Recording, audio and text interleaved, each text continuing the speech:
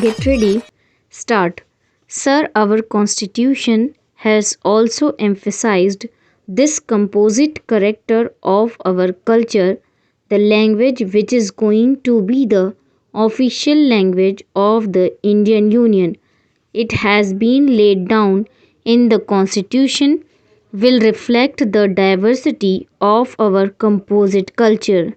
There is no attempt anywhere at establishing uniformity.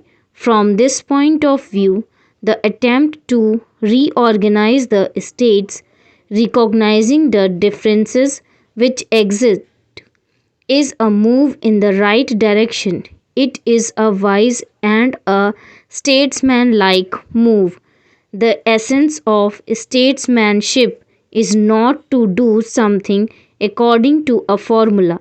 Something may be idle on paper, but when we face certain facts, the essence of its statesmanship is to face those facts and to recognize the differences or the diversities or the difficulties which exist and then to find a solution in which these difficulties, these diversities, and these differences may be reconciled. The present bill takes a future step in that direction, but my regret is that this bill did not form part of the state's reorganization bill. If the proposals contained in this bill had been presented as a part for the general proposals in the state's reorganization bill, perhaps this extra attention which has been paid to the particular problems discussed in this bill would not have been given. So much time and attention would not have been consumed over this question if we were dealing with a large number of problems. When we look into the totality of the situation in India, we look at the problems in a general way. But when we isolate one particular problem from the general totality of the picture and look at only one isolated problem, there is always a risk, there is always a danger that we might exaggerate the importance of some particular items.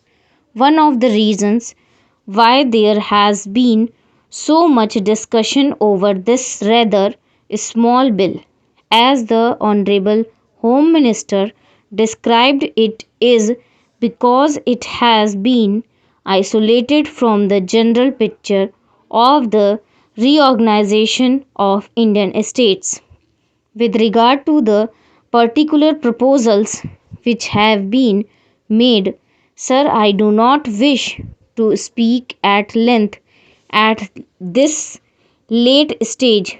These are in essence the result of discussions and, shall I say, or if not arrangement complete agreement, at least the reduction to a minimum of the differences which existed between the different groups, the various demands and counter one demands of the different states.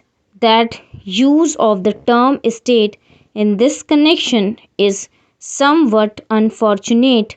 If we had talked of provinces instead of states, there would have been less of feeling on this issue.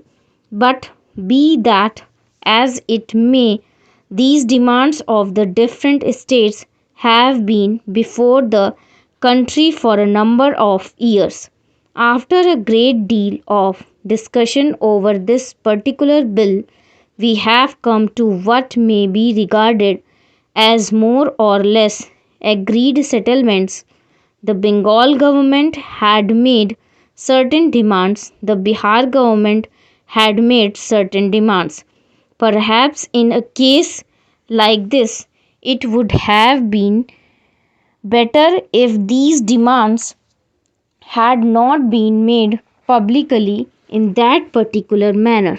It might have been better if the governments had discussed it among themselves, but whatever that be, the States Reorganization Commission took into consideration all the recommendations, all the demands, all the claims and counterclaims of the different states, and they made certain recommendations with regard to the transfer of certain territories from Bihar to Bengal in the northern region and certain territories from West Bengal to Bihar. So far as the territories in the north are concerned, unfortunately, as the Honorable Home Minister stated today also, there was a defect in the proposal of the States Reorganization Commission. But my honorable friend Pandit Kunzru, who is absent today, made it very clear in his speech before the House that that mistake had arisen because the Commission had been given certain defective maps.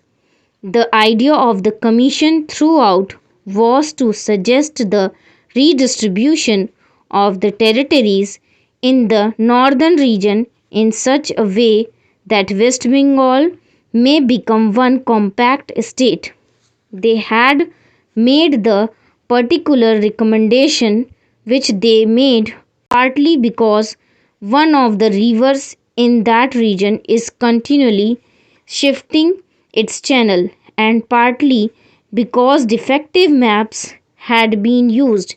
And Pandit Kunzru, in his speech before this House, left no doubt in the matter that if the correct maps had been before them, they would have framed their recommendations in a manner which would be ensured that West Bengal was one compact state. As regards the needs of the compact state, I do not have to add anything after what was said by the Honorable Home Minister today.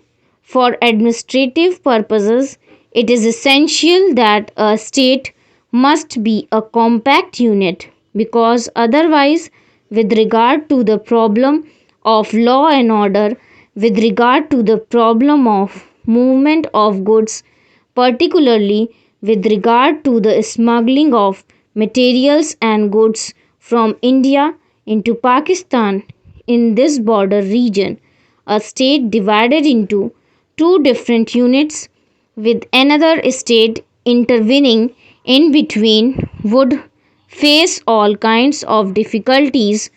Now, sir, my honorable friend who spoke last also agreed that there should be a compact state of West Bengal, but he asked why should the boundary of this compact state be 200 yards to the west of the national highway?